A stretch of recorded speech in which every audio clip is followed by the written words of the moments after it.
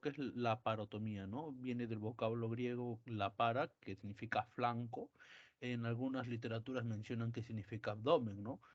Bueno, y tomos, lo que es abrir o cortar, ¿no? Bueno, primero una pequeña definición, que es un procedimiento quirúrgico en el que se realiza una gran incisión a través de la pared abdominal, ¿no?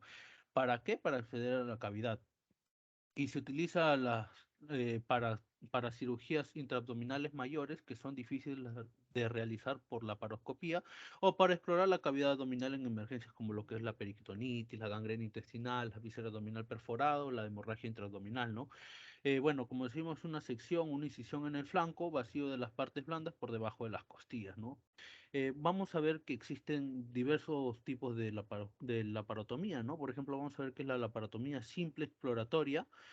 Bueno, es que es una incisión pura de las paredes del abdomen para llegar a lo que es un diagnóstico, ¿no? Bueno, y sus causas, o mejor dicho, por qué, o las causas por el cual se haría este tipo de laparotomía simple exploratoria serían más que todo el dolor cerrado, el dolor abdominal de origen desconocido, también la ictericia persistente inexplicable y el sangrado crónico, ¿no? También las masas no identificadas, ¿no? La laparotomía terapéutica, su principal indicación sería para lo que son las apendicitis, las úlceras pépticas, los cálculos biliares, el cáncer gástrico, ¿no? Y la laparotomía estadificadora, por ejemplo, lo utilizaríamos para lo que es el cáncer gástrico, el cáncer de páncreas, lo cual en este tipo de laparotomía está un poco en desuso, ¿no? Por la llegada de los que son los métodos de imagen, ¿no? Por acá, por ejemplo, tenemos las tomografías, las resonancias magnéticas, el PET scan y lo que es la paroscopía también.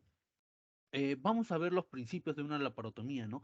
Primero, el primer principio sería el realizar la incisión más adecuada, proporcionando la orientación y una vía cómoda de entrada, una longitud, o sea, la incisión tiene que ser de una longitud suficiente para poder operar, ¿no? O ver.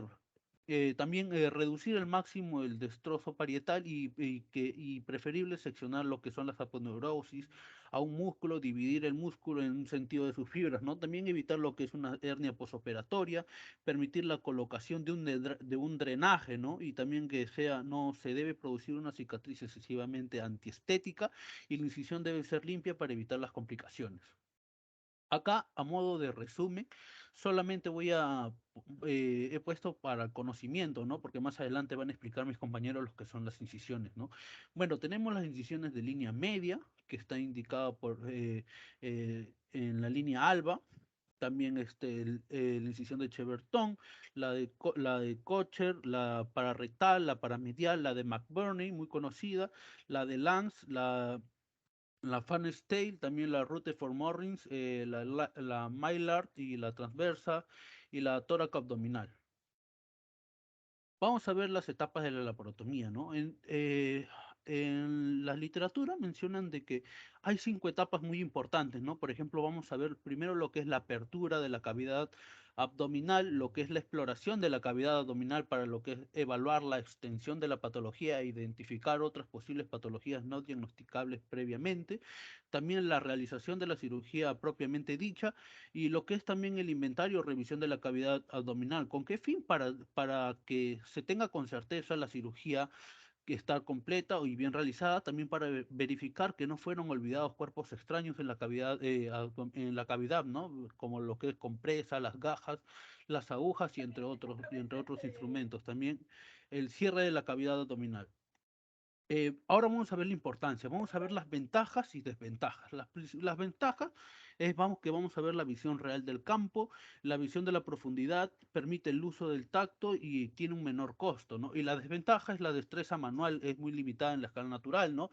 Bueno, también el temblor de manos puede afectar lo que es la precisión en este método, ¿no? También hay mayor dolor y la recuperación más lenta y hay cicatrices mayores. Vamos a ver la preparación. Vamos a ver en un video más adelante que mi compañero va a proyectar, que hacen hincapié en lo que es la depilación de la pared abdominal, el IMC de los pacientes, las cicatrices quirúrgicas previas, las deformidades de la pared abdominal, la presencia de hernia, el tabaquismo y el control de la diabetes en la cicatrización de las heridas, considerar lo que es la ubicación del sitio del estómago y una zona nasogástrica también en caso de que haya una obstrucción o una perforación, la reanimación con líquidos y electrolitos, el catéter urinario, los antibióticos intravenosos y el cross-matching de unidades de hemoderivados. Vamos a ver las indicaciones de lo que son la laparoscopía. La laparoscopía, las indicaciones sería el trauma cerrado de abdomen, el trauma dudosamente penetrante, el dolor abdominal, lo que es la ictericia, la masa abdominal de origen no identificado, el sangrado crónico, la citis de causas desconocidas, ¿no? Y las contraindicaciones de la parotomía exploratoria serían los pacientes francamente neuróticos o deprimidos, enfermos con pérdida de peso que estén relacionados con anemia, la hiperglucemia, la fosfatasa alcalina elevada o trastornos metabólicos graves, ¿no? Y también algunas contraindicaciones absolutas y relativas. Las absolutas, por ejemplo, tenemos lo que es la inestabilidad hemodinámica persistente, el estado de choque, la sepsis, lo que son las peritonitis, las obstrucciones intestinales, ¿no? Y, por ejemplo, vamos a ver los grandes tumores abdominopélvicos. Y las relativas, por ejemplo, la cirugía abdominal previa, las infecciones de la pared abdominal, hipertensión portal, la obesidad extrema, la hernia hiatal, la cardiopatía isquémica y el paciente no cooperador, ¿no? Vamos a ver que los materiales a preparar serían un paquete general, las compresas, las gasas húmedas, una riñonera extra, la jeringa de acepto, la caja de cirugía mayor o la caja de apéndice, las anatómicas largas o sueltas, también vamos a ver las pinzas halster separador más Balfour y más lo que es una suprapúbica, un separador de Richardson, también los separadores maleables, las gomas de aspiración, el lápiz de electrobisturí, una punta de electrocorte y largo y uno extra, ¿no? Y los conos para la lámpara, la cánula, también el bicril, el monolyrón de 3 milímetros y una solución fisiológica, ¿no? Vamos a ver que las conclusiones para este tipo de procedimiento, lo que es la laparoscopía es una parotomía, es una incisión quirúrgica en la cavidad abdominal, la laparotomía exploratoria es una cirugía que se usa para diagnosticar problemas abdominales. Por lo general se recomienda cuando otras pruebas no diagnosticaron o no se resolvieron completamente en un problema, ¿no? No existen contraindicaciones absolutas para someterse a una laparotomía exploradora. Sin embargo, los pacientes con ciertos problemas de salud graves, por ejemplo, tenemos los problemas médicos múltiples, la sepsis o cánceres metastágicos generalizados, no pueden ser buenos candidatos. Y también se realiza una laparotomía para examinar los órganos abdominales y ayudar a diagnosticar cualquier problema, ¿no? Y las posibles complicaciones incluyen la infección y la perforación de tejido cicatricial dentro de la cavidad abdominal. Bueno, y estas fueron las bibliografías que utilicé para realizar lo que son definiciones, indicaciones y contraindicaciones, ¿no?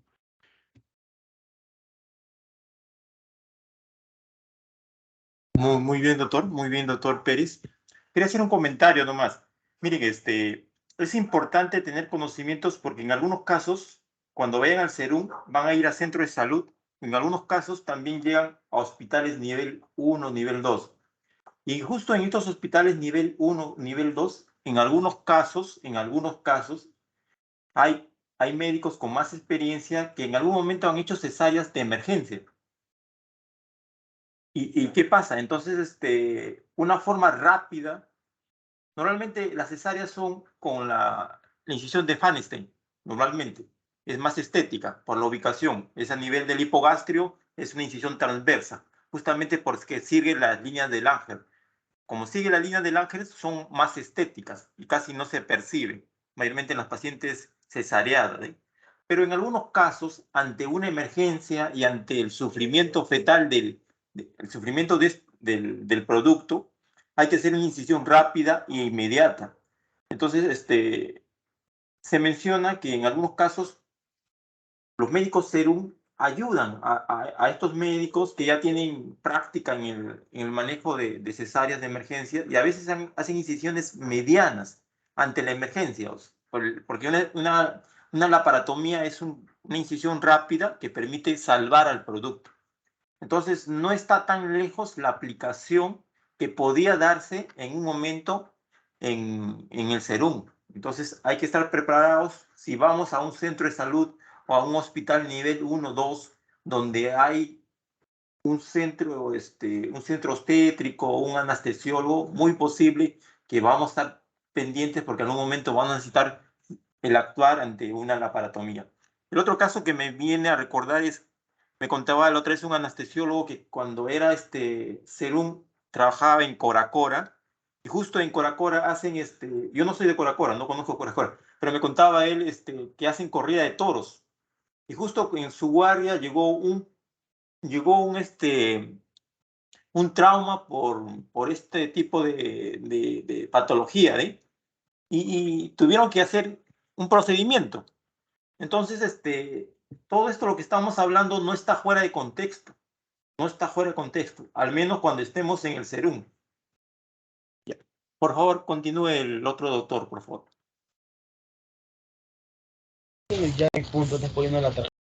Ya. Como el pato no se puede pagar el Mi amor, celular. eso se puede con tu aplicativo BCP. Entonces, me contaba el anestesiólogo que justo que en esa corrida de toros iban invitados y justo como llegaron invitados y justo había un anestesiólogo y con ellos hicieron algunos procedimientos que pudieron limitar el sangrado y controlar el sangrado y después referir al paciente. O sea, hacían control de daño, no era que iban a hacer un tratamiento definitivo, sino lo que hacían es control del sangrado, veían, ligaban y inmediatamente referían a estos pacientes, o sea, el salvar al paciente. Entonces, todos estos procedimientos en alguna forma controlan la hemorragia y después derivamos a los pacientes o a las víctimas a un lugar más seguro.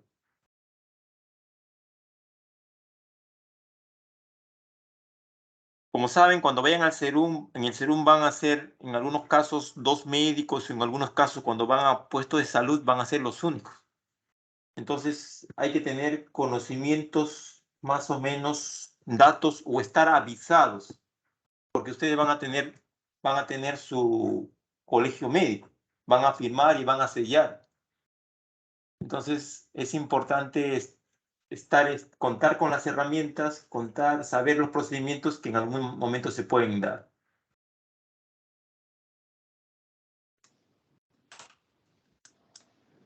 Pero esto de las cesáreas es una forma, claro, ahora no es común, pero antiguamente la forma más rápida de hacer una cesárea era con una laparotomía.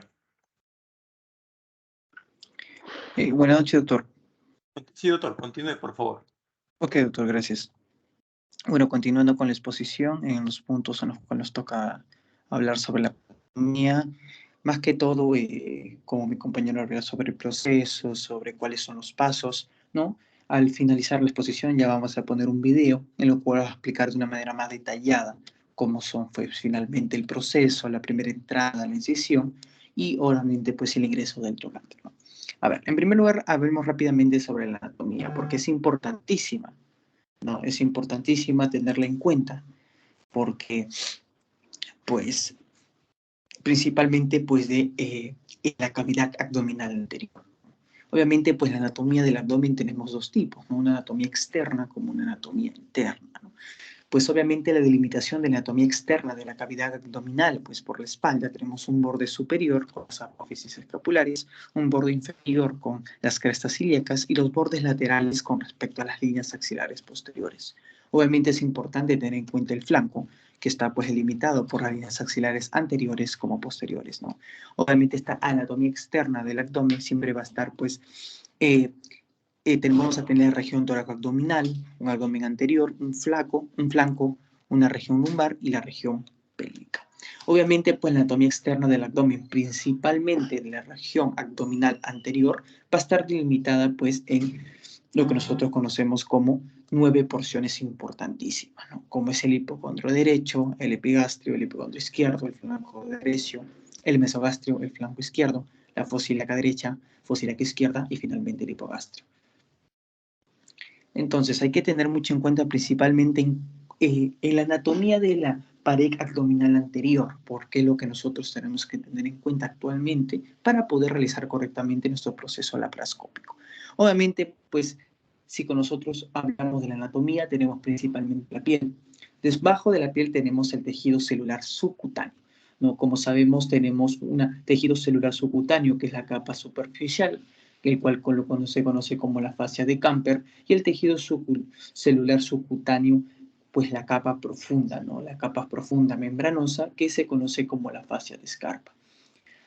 Pues va a haber hay que tener mucho en cuenta que esto se va a delimitar, ¿no? Principalmente en la línea media o la línea alba, lo que se conoce como la aponeurosis anterior, ¿no? Obviamente, pues debajo ya de este tejido celular subcutáneo, obviamente, pues también vamos a tener a los músculos anchos, ¿no? Principalmente primero al oblicuo mayor externo, luego el oblicuo menor interno, el músculo transverso, la famosa fascia transversalis, que finalmente debajo de ella vamos a poder llegar al espacio preperitoneal o la grasa preperitoneal, que finalmente nos va a permitir ingresar de una manera, pues, ingresar y observar el peritoneo, ¿no? El peritoneo parietal.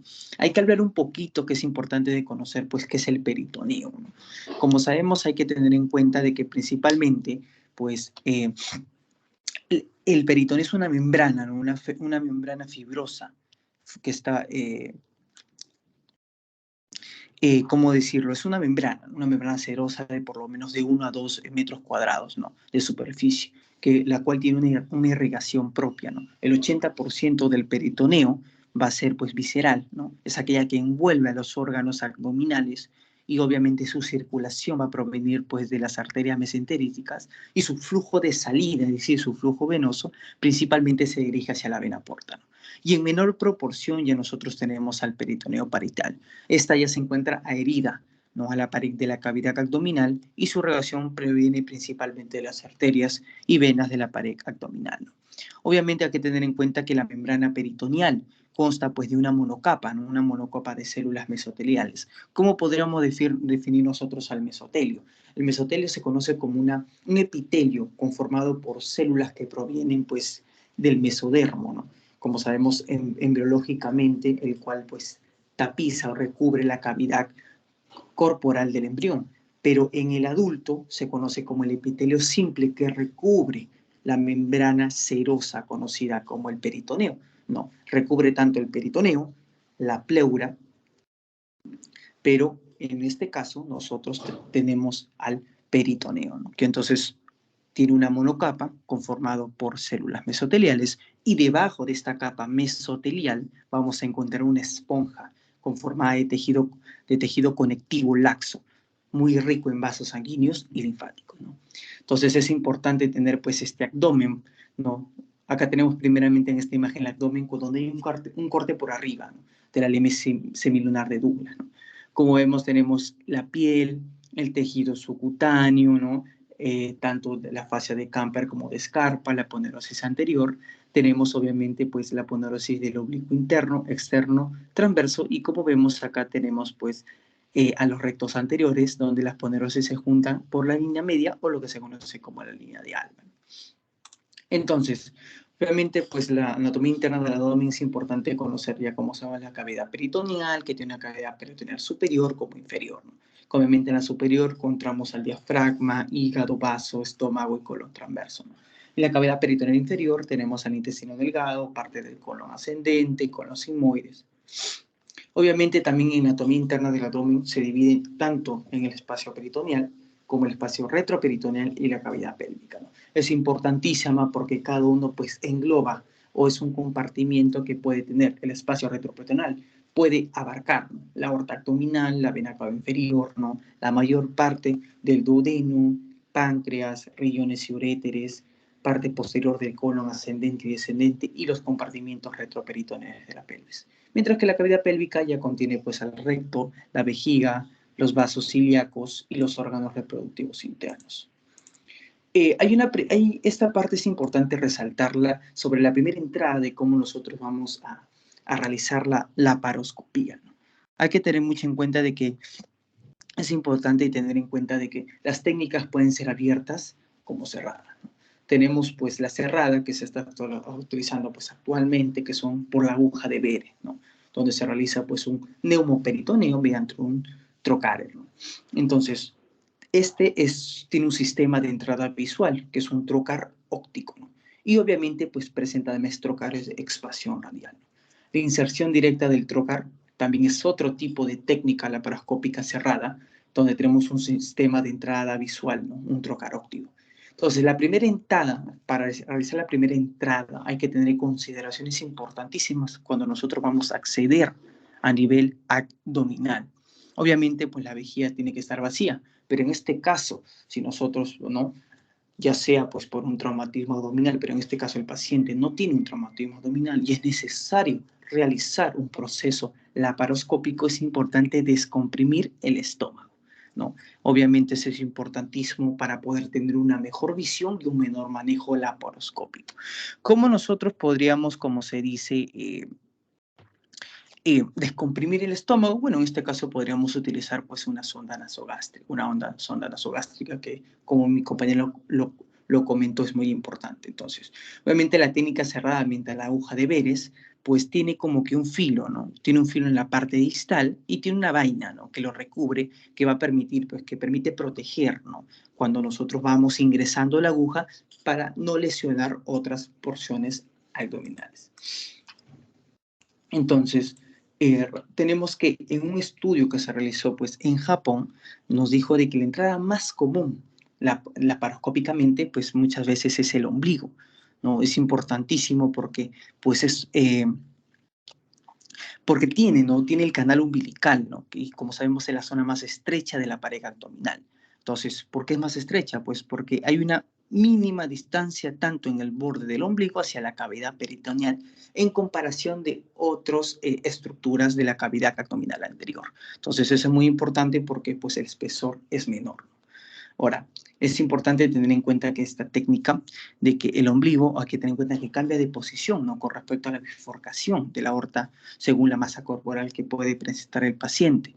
Por ello, muchas veces, para poder mejorar la entrada, hay ciertos tipos de manejo que podemos nosotros realizar para poder aumentar el espacio, ¿no? Como, por ejemplo, se observa acá, podemos nosotros traccionar el abdomen, ¿no?, o traccionar a los costados, o hacer una tracción mediante cierto tipo de pinzas quirúrgicas, ¿no? Y esto va a permitir que el espacio no sea tan estrecho y poder tener una mejor entrada, ¿no? Obviamente, pues según los estudios que se ha hecho de la laparoscopía en Japón, dice también de que pues normalmente la distancia, ¿no?, de la bifurcación que tiene el ombligo con la bifurcación de la aorta es de 4 centímetros, ¿no? Obviamente, pues si es de 4 centímetros o es menor, obviamente, pues la inclinación del trocar va a ser de 45 grados. Mediante el paciente tenga un perímetro abdominal o un índice de masa corporal mayor, pues vemos de que el grado va a ser más, ¿no? O sea, va a ser más de 90 grados.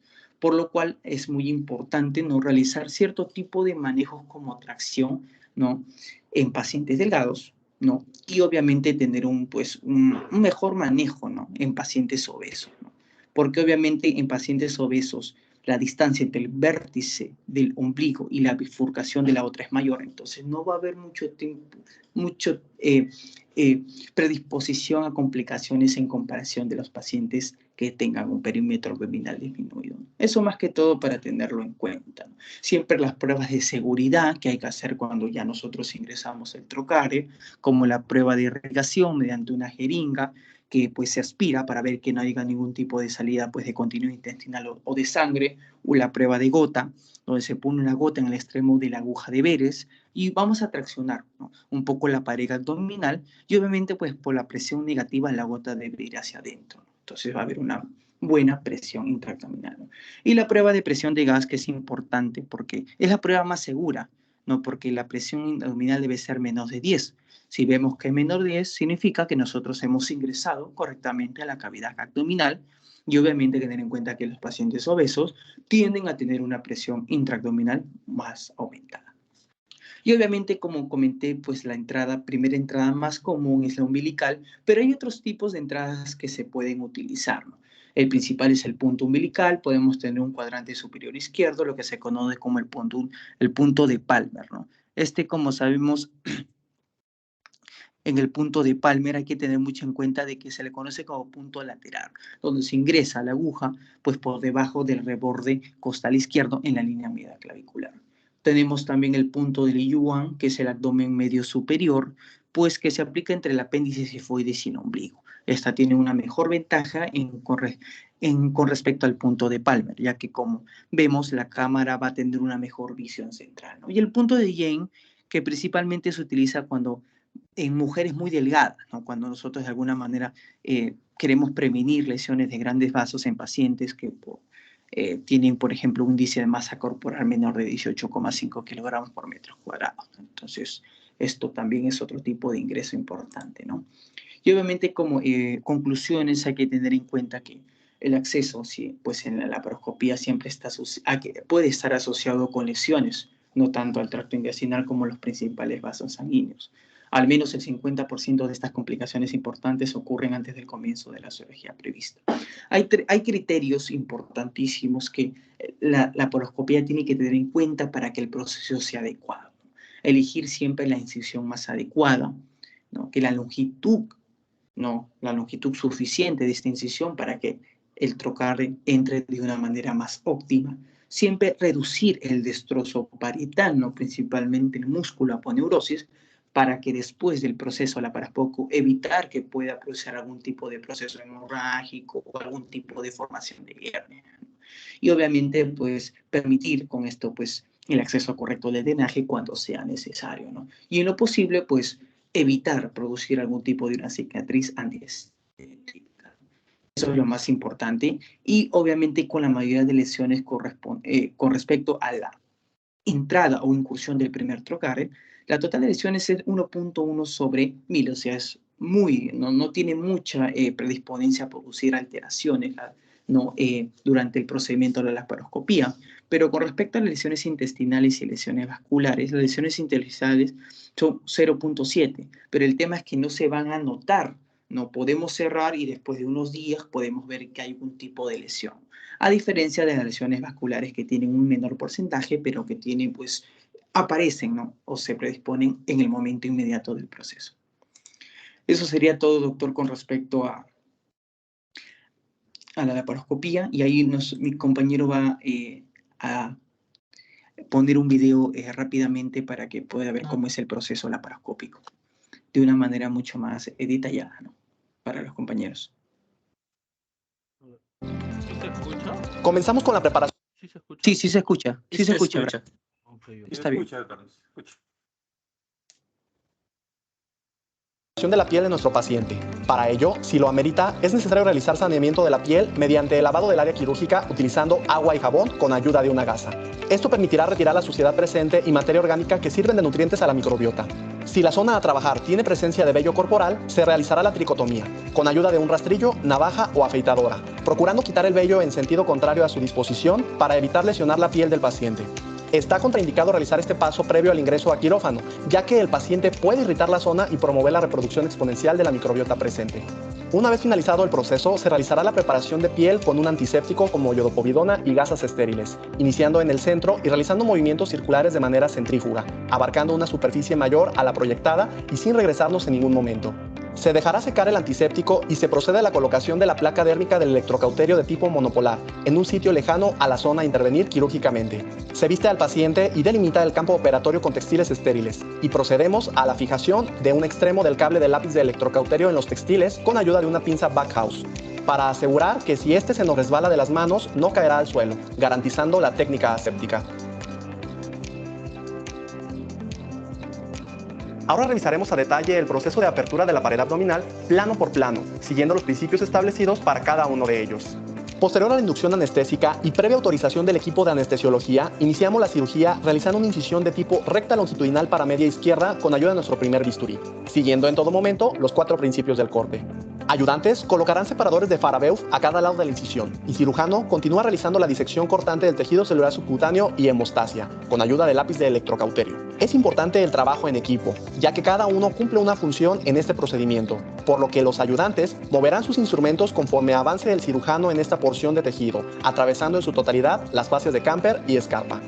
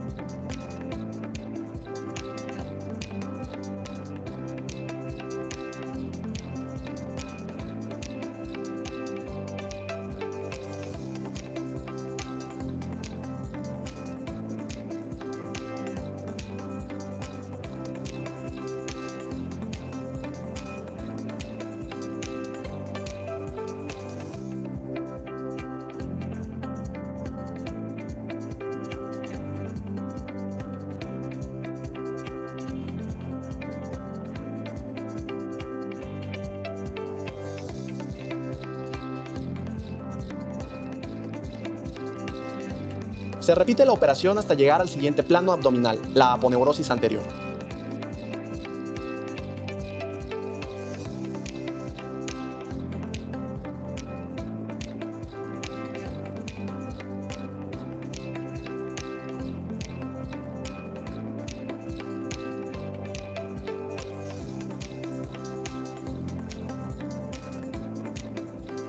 Ayudantes traccionan en la parte superior la aponeurosis con ayuda de pinzas y cirujano procede a la disección de esta capa con ayuda del electrocauterio.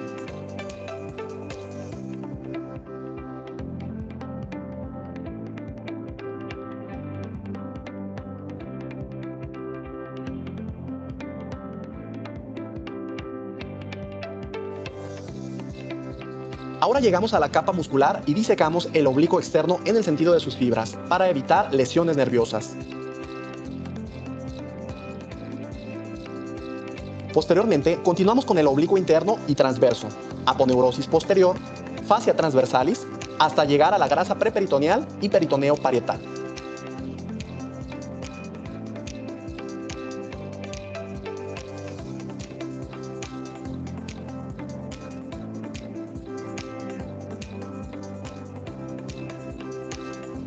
Se diseca este último con tijeras de Metzenbau, teniendo precaución de no dañar el interior de la cavidad abdominal. Y listo, hemos llegado a la cavidad. Ahora podremos realizar la técnica quirúrgica específica planeada.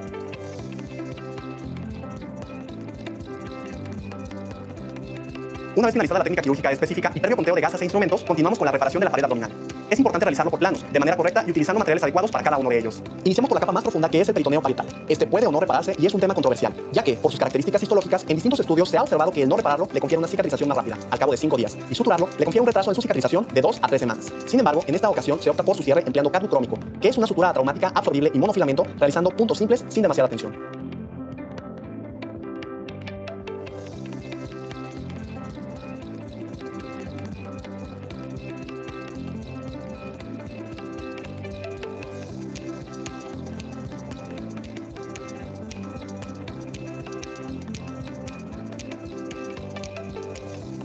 Ahora reparamos el plano muscular, utilizando una sutura de polilactina, la cual es de tipo absorbible, atraumática y multifilamento, realizando puntos en X solo de afrontamiento, ya que, de realizar demasiada tensión en estos, podemos ocasionarle un dolor crónico al paciente.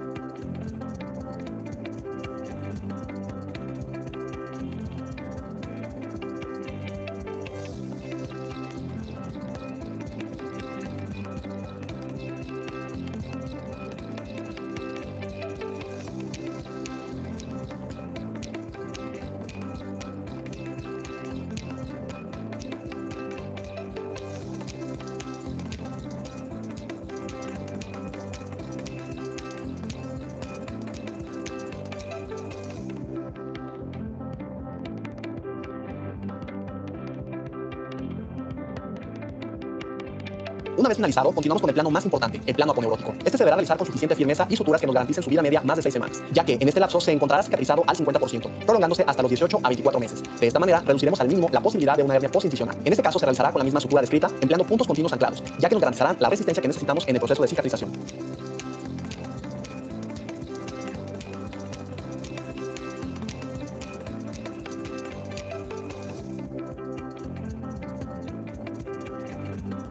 Es importante mantener la tensión en todo momento para que resulte correcta la técnica de reparación descrita.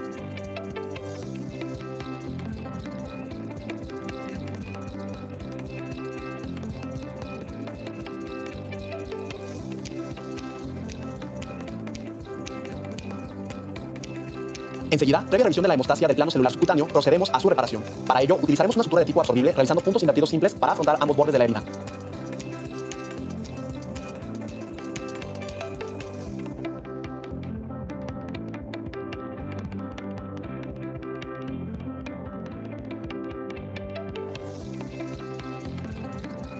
Finalizaremos con la reparación de la piel. Para ello, utilizaremos una sutura de tipo no absorbible, como es el nylon, realizando puntos continuos intradérmicos.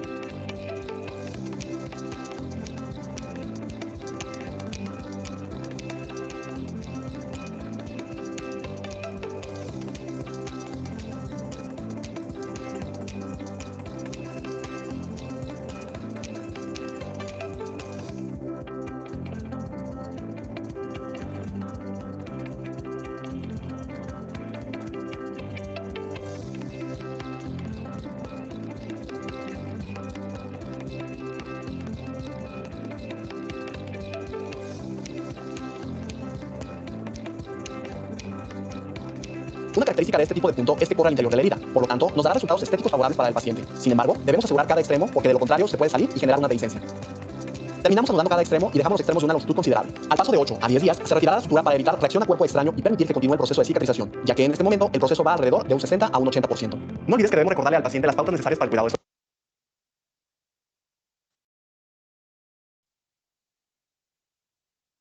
Muy bien, importante el video. Sobre todo conocer lo que habló su compañero sobre las paredes, las partes, la anatomía de la pared abdominal, peritoneo, tejidos celulares, ver muscular, aponeurosis, tejido celular subcutáneo y piel. Y de acuerdo a eso, utilizar el tipo de sutura adecuado, ¿eh?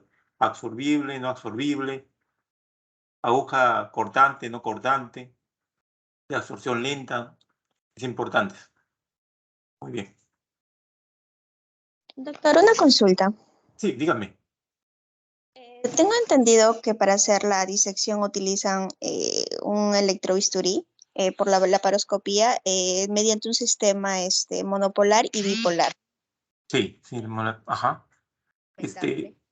Es importante que ahí en el dibujo se mencionaba que tiene que tener una placa de retorno.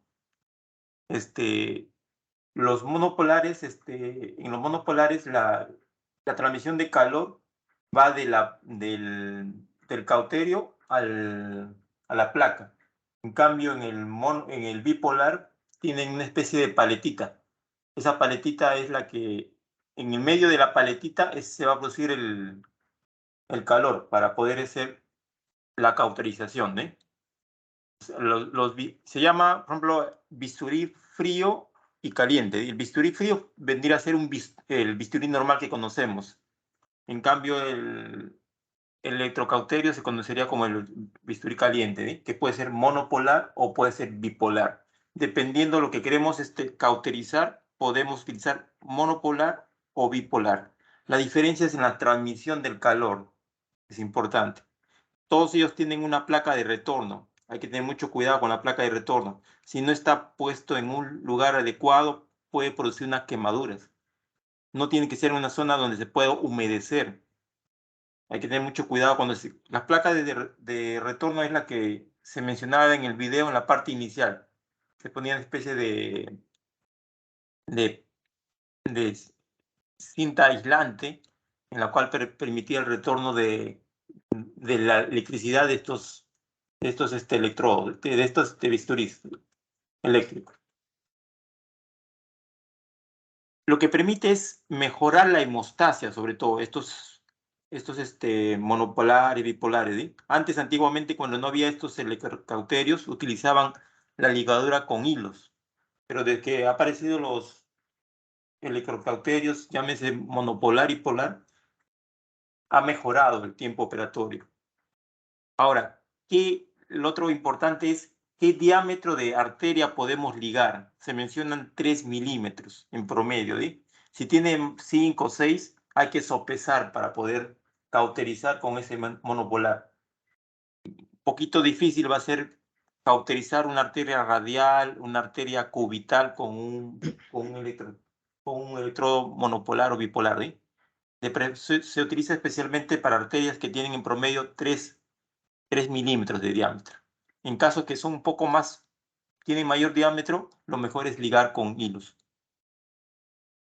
Sobre todo para el control de la hemostasia es importante. Pueden ser monopolares o bipolares. Doctor, justamente yo iba a comentar algo de eso en mi exposición. Ya, mejor. Ya, muy bien, doctor. Sí. Es importante, pero es importante. Ahora lo revisamos, no se preocupe. Muy bien. Sí, bueno, ¿qué tal? Buenas tardes. Mi nombre es Rayleigh Pimentel Sánchez, ya me conocen, y hoy día yo voy a hablarles sobre las incisiones.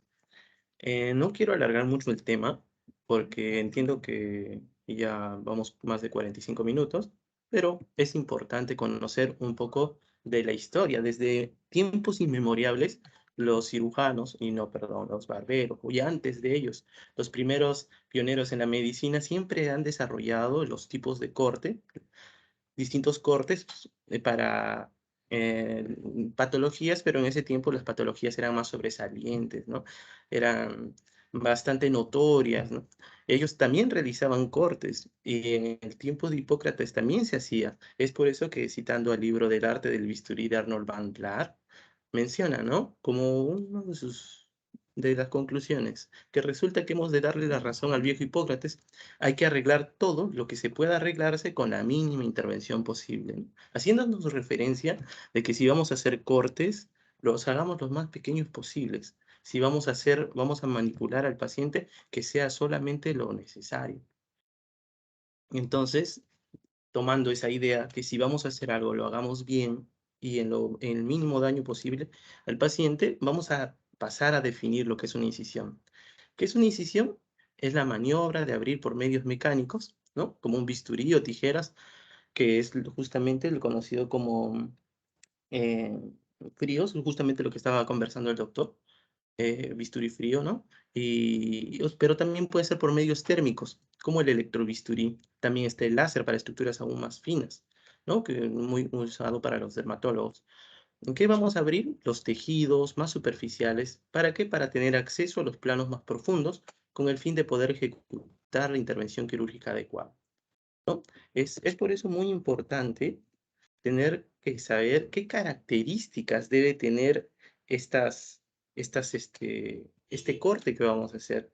¿Por qué lo estamos haciendo? ¿Qué nos debe permitir? Nos debe dar accesibilidad, ¿no? La incisión debe darnos suficiente accesibilidad como para poder exponer el área que vamos a tratar, el área de la lesión. Tiene que darnos suficiente accesibilidad también como para que podamos manipularnos, ¿no? Si usamos las manos, para que se puedan introducir los dedos y poder tomar las estructuras que buscamos reparar, entre comillas. Pero la accesibilidad no siempre va a estar limitada por el corte. También hay otros factores de optimización, como pueden ser los retractores, como hemos visto los retractores, los separadores de Farragut, también la iluminación, ¿no? La iluminación es muy importante. Y también nos tiene que, justamente conversando sobre la flexibilidad también es uno de estos puntos. La incisión debe ser susceptible de que la extensión y la complejidad del procedimiento exige, ¿no? Debe darnos mayor capacidad para desenvolvernos. Y en la seguridad se relaciona bastante al cierre, ¿no? El cierre de la herida debe ser fuerte y confiable. En una bibliografía que leí decía que tiene que ser inclusive más fuerte que en su estado preoperatorio, ¿no? Interesante. ¿Qué otras características más encontramos, no? Una incisión tiene que ser bien calculada, bien realizada en la suma de importancia de la cirugía abdominal, ¿no? Y una selección adecuada del material de sutura, si es hilo, nylon, qué número, ¿no? Dependiendo del grosor, el tipo de piel, ¿no? Y de igual de importancia tiene que tener un método adecuado en la cierre de heridas. ¿Qué complicaciones podrían pasar si nosotros no estamos adecuándonos a estos pasos? Podríamos tener hematomas, hernias, lesiones, eventraciones, infecciones de herida, abscesos de sutura, dehiscencias, ¿no? Evisceraciones. Ahora vamos a hablarles de los tipos de incisiones. Los compañeros han hablado algunas de ellas. Por ejemplo, la vertical, la transversal, oblicua. En realidad, lo vamos a clasificar en 4. Según la literatura que hemos revisado, vamos a clasificarlos en 4. Los tipos de incisiones van a ser vertical. La vertical es muy útil para los casos de traumatismo abdominal porque se pueden realizar incisiones de la línea media, los cuales nos permiten aperturar el abdomen, ¿no? Desde la apófisis sifoides hasta la sínfisis púbica. Y dentro de las clasificaciones de la vertical está la línea media o paramediana, el video que mostró el compañero. Están las supraumbilicales, ¿no? Obviamente de la apófisis sifoides aproximadamente al ombligo, las infraumbilicales, ¿no? Y también se pueden hacer de arriba hacia abajo, eso lo vamos a ver más adelante en unos pequeños videos. También están las transversales y oblicuas. Aquí tenemos otros, ¿no? Como por ejemplo la incepción subcostal de Kocher, que es para ver la patología biliar, la cirugía biliar abierta. También está la infraumbilical de Fenfield para la cirugía ginecológica, para hacer las cesáreas. Las incisiones de McBurney, que son muy frecuentes para los casos de apendicitis. Estos también presentan variaciones que más adelante lo vamos a conversar. Y la incisión lateral transversa u oblicua, también para ver el colon, ¿no? Vamos a ver.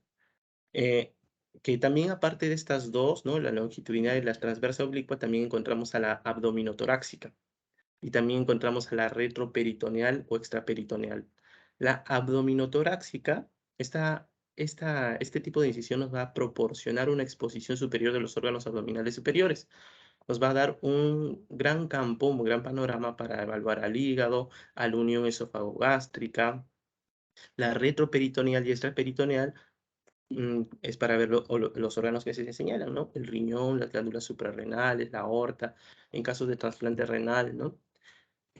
¿Cómo debemos escoger qué incisión vamos a hacer? Ya hemos hablado de distintos tipos de incisiones. ¿Qué incisión vamos a escoger? Va a depender del órgano que nosotros vayamos a querer estudiar. Si es la vesícula, nos vamos a inclinar por unas oblicuas, ¿no? Si es tenemos que tener el conocimiento del procedimiento anticipado, ¿no? Debemos ya tener un plan de qué cosa hacer, ¿no? En ese mismo momento, aventurarnos. La constitución corporal del paciente también es muy importante porque los pacientes de constitución pícnica o los pacientes delgados presentan una variante de sus cajas torácicas. Y esas variantes de sus cajas torácicas también influyen mucho en el tipo de corte que vamos a hacer. La urgencia de la operación, como mencionaba el doctor, si un animal, ¿no? genera un accidente traumático, un desgarro de aorta, ¿no? Por un cuerpo extraño, también tenemos que tomar medidas rápidas. La presencia de incisiones abdominales previas, la preferencia y experiencia del cirujano que realiza también, ¿no? Como vamos a ver, o de repente ya lo hemos conversado antes con otros profesores, hay distintas teorías, ¿no? La estadounidense, la americana, la francesa, ¿no? La posición de los cirujanos, la posición del tipo de corte. Encontramos distintas variaciones. Este mapa conceptual, para ser un poco más rápido, delimita lo antes ya mencionado, ¿no? Las incisiones verticales son paramedianas, medianas. Las paramedianas pueden ser verticales para dividir músculos, incisiones paramediales, paramediana lateral. Dentro de las paramedianas mediales están la paramediana inferior, paramediana superior. ¿No? Eso ya lo habíamos conversado. Esto también dentro de las incisiones transversales oblicuas está la de Fensfield, la de Kosher, la de McBurney y la versión mención actualizada, ¿no? O la actual más usada para los casos de apendicitis, la de Rocky Davis. Que en un minuto nos vamos a poner a conversar de esto. Vamos a empezar con las incisiones verticales, ¿no? Las incisiones verticales son de abordaje más rápido. En este caso, por donde pasa la línea verde es donde se va a desarrollar la incisión. Pero llegando al oblicuo vamos a circunscribir una semicircunferencia y vamos a continuar. ¿No? Nos vamos a pasar por encima del ombligo. Este nos ofrece una exposición adecuada a casi todas las regiones de la cavidad abdominal y en el retroperitoneo, ¿no? Es un método rápido. Es casi incruento y no requiere división de las fibras musculares a sección de nervios, porque como nosotros recordamos, por aquí está pasando la línea alba, como el compañero Miguel nos volvió a recordar, ¿no? También es importante porque es bastante rápido. Nosotros, así como trazamos una línea una línea media, podemos trazar una línea media superior, ¿no? La media superior va a proporcionar una exposición para la mayoría de las operaciones del hiato esofágico. El esófago abdominal y los nervios vagos, el estómago, el duodeno, la vesícula biliar, el páncreas. También los podemos evaluar de manera rápida si hacemos esta incisión. Y la incisión de la línea inferior es muy similar a la parte superior, ¿no? Es muy similar a la parte superior, pero aquí va a haber una diferencia. Se recuerdan que dentro de la anatomía, aquí nosotros tenemos distintos tipos de... Aquí tenemos a la niña alba, que según la literatura presenta fibras de colágeno que son más delgadas y por eso es más frecuente las hernias, la disposición de las fascias, ¿no? Son distintas a la región infraumbilical, ¿no? Entonces ese conocimiento anatómico tenemos que llevarlo a la cirugía. ¿No? Es lo que nosotros nos vamos a enfrentar ante una cirugía. Ahora, aquí tengo dos pequeños videos que los voy a pasar de manera bastante acelerada. Vamos a empezar con este que está acá. Vamos a adelantar hasta aquí. No le puse volumen por si acaso, si no lo escuchan es normal. Vamos a poner una velocidad de esto. Aquí, por ejemplo, lo que nos está señalando es el corte que vamos a circunscribir, ¿no? Aquí primero está señalando con el bisturí. Es muy interesante en primera instancia evaluar la posición del cirujano respecto al paciente, ¿no? Si nosotros vemos, generalmente el cirujano está al lado derecho, ¿no? La versión americana. Pero en este caso el cirujano está hacia los miembros inferiores, ¿no? Interesante, la francesa. Ahora está siguiendo desde la apófisis sifoides, está llegando a la región umbilical, toma con la pinza, miren, toma con la pinza al ombligo, la región umbilical, circunscribe al ombligo y continúa, ¿no? Continúa. Ahora empieza a separar, separa, ¿no? Separa. Luego llega al tejido celular subcutáneo, con el bisturí eléctrico empieza a, a separar también. Aquí el detalle es que aquí no se ve casi nada de sangre, ¿no? Es que seguramente estamos ante un material anatómico, ¿no? Y no un paciente de verdad. Aquí empieza a entrar a las fascias, ¿no? A las fascias, a las aponeurosis que ya hemos visto con... Ajá, miren, ahí está el recto anterior, ahí ya podemos delimitar algunos paquetes musculares, ¿no? Está llegando a la... Miren, esto es lo que les quería mostrar. Dense cuenta que este doctor lo que hace es entrar con la tijera de punta, ¿no? Y miren lo que hace, corta, ¿no? Pero nosotros sabemos que si está cortando, nosotros acá abajo tenemos vísceras, tenemos órganos que pueden ser lesionados, pueden ser perforados. La técnica es que eleve un poco la tijerita y que se pueda ver, que se pueda traslucir la parte del metal y ahí recién darse cuenta que en verdad está cortando solo lo que quiere cortar, ¿no? Pero ahí lo hace. Aquí, bueno, apertura y corta, ¿no? Y aquí llegamos a los órganos profundos. Eso es lo que quería que se den cuenta. Y ahora, este es el segundo video, que lo vamos a ver bastante rápido y justo en la parte que es necesario, ¿no? Este sí es un paciente claramente que sí sangra, ¿no? Esto no es un material anatómico. Y para que vean primero la cantidad de sangre que se muestra. 75, ya vamos a ponerlo a 2. Miren cómo con el electrobisturí empieza a aperturar lo que ya con el bisturí frío ya lo había remarcado, lo había diseccionado, había cortado la piel. Y miren cómo está sangrando, ¿no? Dense cuenta que el otro, el colaborador, el apoyo, el ayudante, está estirando la piel, ¿no? Siempre está estirando la piel y cuando debería haber sangrado, el apoyo también debería ayudar generando compresión para que pueda revelar cuáles son los vasos sangrantes, ¿no? Eso le va a permitir al cirujano que pueda cauterizar esos vasos, esos pequeños vasos. Entonces, si avanzamos un poquito más rápido,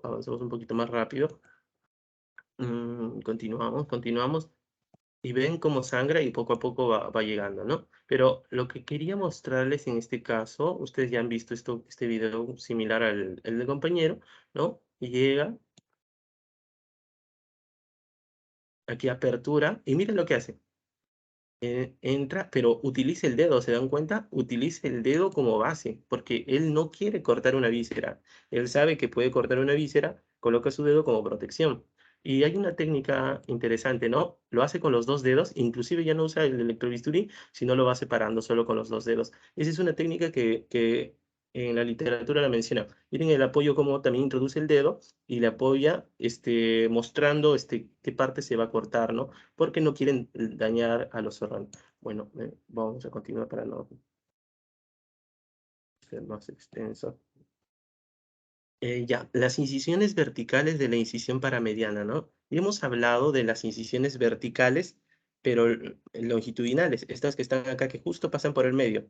Estas que están aquí pasan por paralelo a los músculos rectos, ¿no? Entonces, claramente nos vamos a enfrentar a los músculos rectos. ¿Cuál es su importancia, no? Esta incisión vertical se hace de 2.5 a 5 centímetros desde la línea media. Desde la línea media, 2.5 a 5 centímetros aquí, estamos. El lado derecho e izquierdo del abdomen, ¿no? Proporciona un cierre anatómico seguro con una buena restauración de la función. Cuando sea necesario, también se puede extender desde la apófisis sifoides hasta la pubis, ¿no? Igualito, se puede desarrollar igualito. Sin embargo, requiere mucho más tiempo que una incisión en la línea media. ¿Por qué requiere mucho más tiempo? Obviamente porque no estamos pasando de frente a la línea alba y luego al peritoneo, ¿no? Nosotros aquí estamos entrando al músculo recto y para entrar al músculo recto tenemos que hacer todavía una disección, lateralización, del músculo para poder entrar a la cavidad, ¿no? Tenemos la incisión de la línea paramedial superior, ¿no? Y tenemos la incisión de la línea paramedial inferior. Aquí se inicia la incisión paramedial superior en margen costal que lleva de unos 2 a 8 centímetros por debajo del ombligo, ¿no? Y se puede obtener en acceso adicional inclinando la parte superior de la incisión hacia arriba o hacia las sifoides. Es muy similar a lo que hemos visto anterior, ¿no? ¿Y cuál es la diferencia acá? Que permite la exposición del abdomen, ¿no? Desde el margen costal. Ahorita lo vamos a ver en un video, si no me equivoco, por acá tengo un video. Ah, ya, pero aquí, como no había contado que el compañero Miguel nos iba a hacer un recuento anatómico, aquí, por si desean, es un recuento anatómico de las fascias, de las estructuras que nos vamos a enfrentar si hacemos un corte paramedial derecho. Y importante, miren las arterias hipogástricas, las arterias, la vascularización cercana al músculo es mayor, ¿no? Es mayor. Entonces también tenemos que tener eso en cuenta del sangrado que vamos a tener comparado con la línea alba, la vascularización es mucho mayor, ¿no? Eso lo vamos a ver ahorita. Se repite.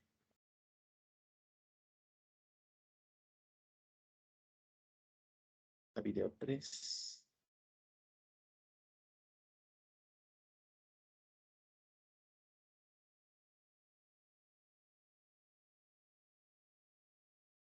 Aquí ya miren, este es un corte paramedial. Esta es la región umbilical, ¿no? El ombligo. Entonces, si esta es la región umbilical, estamos en el lado derecho. Hemos hecho un corte longitudinal inferior derecho, ¿no? Vamos a seguir. Aquí estamos extendiendo la piel, están separando con las pinzas, estamos en tejido celular subcutáneo. Continuamos. Nos vamos a encontrar con las fascias, ¿no? Con la aponeurosis del músculo. Ahora, ¿qué hacemos? Llegamos al músculo, tenemos que ver el músculo, ¿verdad? Y ahí estamos, ese tejido conectivo, ¿no? Estamos ante un tejido conectivo, ya vamos a ver llegar al músculo, ahí estamos aperturando. En este caso, dense cuenta que él usa la tijera, ¿no? Va aperturando con la tijera, va aperturando con la tijera y con el electrocauterio va cortando, ¿no? Va separándolo, no lo introduce en forma longitudinal, sino a apertura, ¿no? Ahí llegamos al músculo. ¿Se dan cuenta que ese es músculo? Claro, ese es músculo, ¿no? Entonces poco a poco luego lo va a lateralizar, ¿no? Ahí lo está lateralizando y continúa, ¿no? Continúa. Ya, listo. Esto lo vamos a poner. Vamos a continuar. Luego vamos a hablar de las otras incisiones. Hay otras incisiones, como por ejemplo la transversal y la oblicua, ¿no? Dentro de la transversal y la oblicua están las famosas de la incisión de Coucher. Pero las incisiones transversales y oblicuas, ¿qué nos permiten, no? Hay varias variaciones de incisiones transversales y oblicuas, y las incisiones transversales pueden ser estrictamente horizontales o también pueden ser transversales y en un momento oblicuarse, ¿no? O sea, pueden tener distintas formas, o pueden ser oblicuas y en un momento volverse transversas, ¿no? Estas heridas pueden estar limitadas a los músculos oblicuos, la pared abdominal lateral, o pueden dividir una porción del músculo recto ancho. Eso es muy importante, ¿no? Porque si tú vas a cortar un músculo parcial o de manera total, te hace pensar que vas a tener un proceso cicatricial, ¿no? Tejido fibrótico, y eso nos puede llevar a complicaciones con el paciente, o al menos debemos considerarlo, ¿no? Las incisiones transversales y oblicuas generalmente siguen las líneas de tensión de Langer, ¿no? Aquí tenemos una imagen que muestra las líneas de tensión de Langer, que si no queremos que nos deje de repente una cicatriz marcada, ¿no? Para la piel, pues tenemos que hacer trazos paralelos a estas líneas, ¿no? En el caso de la línea de la incisión de Coucher, ¿no? Aquí tenemos el abdomen, esta es la incisión de Coucher. Como se dan cuenta, es para ver el hipocondrio derecho, entonces claramente va a ser útil para la vesícula. Es una incisión subcostal derecha, ¿no? Y se utiliza para operaciones abiertas de la vesícula biliar o patologías del árbol biliar. Es particularmente valioso en pacientes obesos o musculosos con ángulos subcostales amplios. La incisión subcostal del lado izquierdo se usa con menos frecuencia, es decir, esto también lo podemos hacer aquí, ¿no? La incisión puede realizarse a través de la línea media con una incisión subcostal bilateral, ¿no? Este es el video 4, y lo vamos a pasar rapidísimo.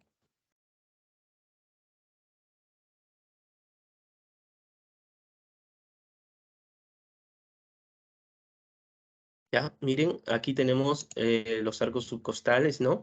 Nosotros sabemos que un paciente delgado, esto se verticaliza un poquito más, y un paciente obeso, esto se inclina un poquito más, digamos que se horizontaliza, ¿no? A nosotros nos conviene en un paciente gordito, un paciente obeso, un paciente con una caja torácica amplia. Es por eso que se prefiere hacer eso. Ahora, este es un corte que se utilizaba generalmente para casos de vesícula biliar, pero ahora la laparoscopía sabemos que ocupa gran parte de eso, ¿no? Miren, aquí con el bisturí frío ha utilizado un corte de la piel, ¿no? Ha hecho un corte de la piel. Ahora está separando el tejido celular subcutáneo, ¿no? Miren cómo con una mano se ayuda para separarlo, ¿no? Ha entrado a las fascias. Ahora nosotros nos vamos a enfrentar a los músculos, ¿no? Oblicuos. Recordemos que primero es el oblicuo externo y luego es el oblicuo interno, ¿no? Y luego el transversal. Ahí nos está señalando, ¿no? El músculo recto abdominal, ¿no? Vamos a cercenar parte del músculo recto abdominal.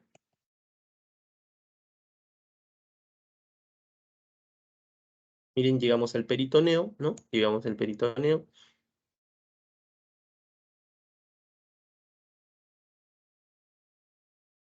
Y estamos aperturando con los dedos. Y se va a hacer con los dedos y poco a poco va generando el corte, ¿no? No lo introduce de frente y hasta llegar a la cavidad abdominal.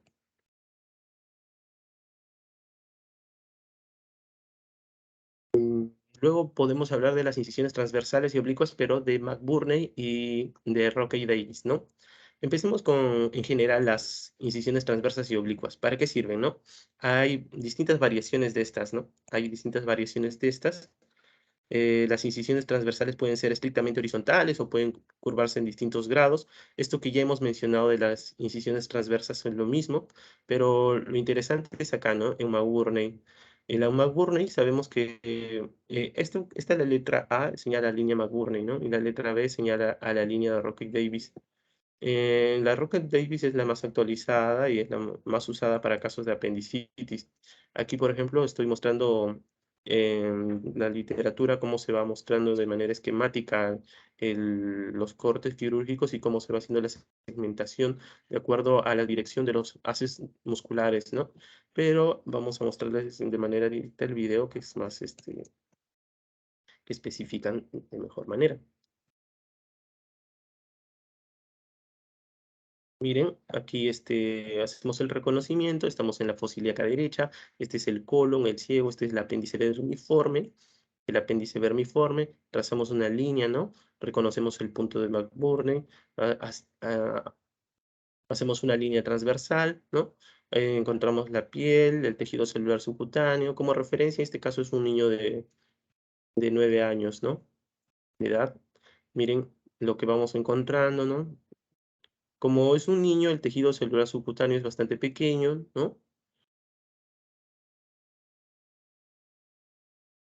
Ahí están los músculos oblicuos, miren la dirección de las fibras del músculo, ¿no? Nosotros tenemos que entrar en dirección de las fibras del músculo, como nos refiere la literatura.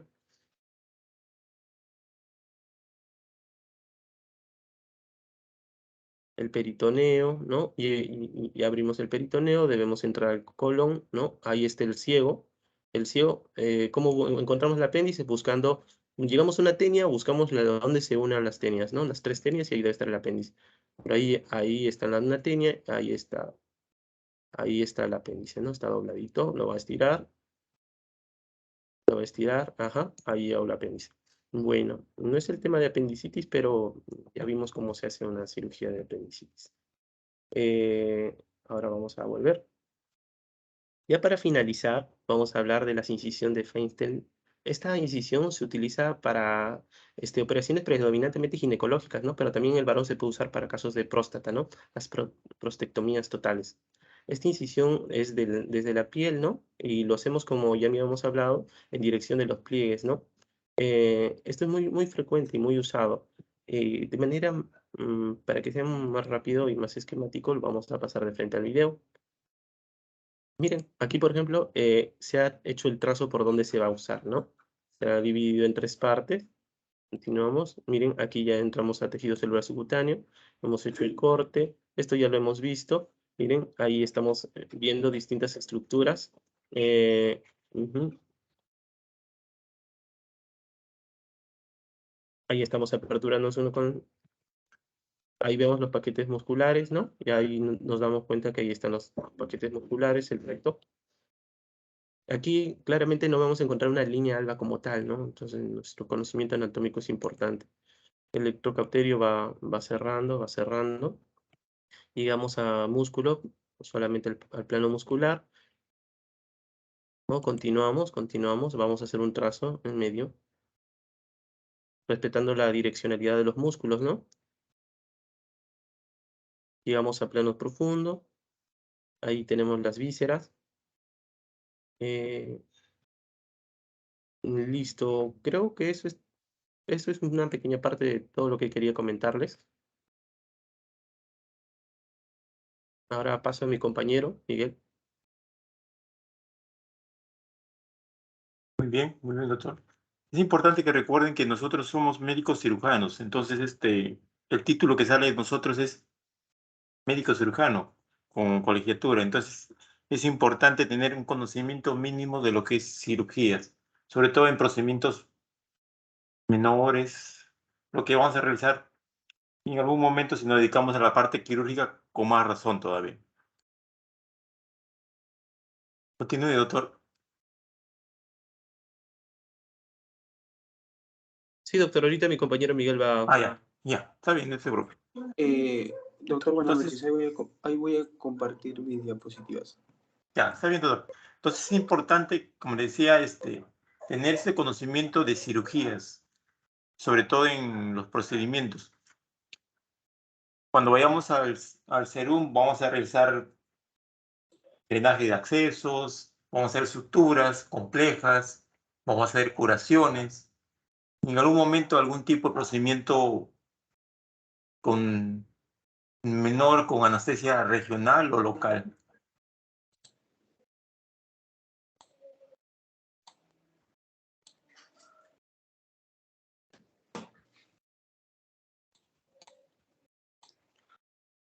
¿El dispositivo, doctor?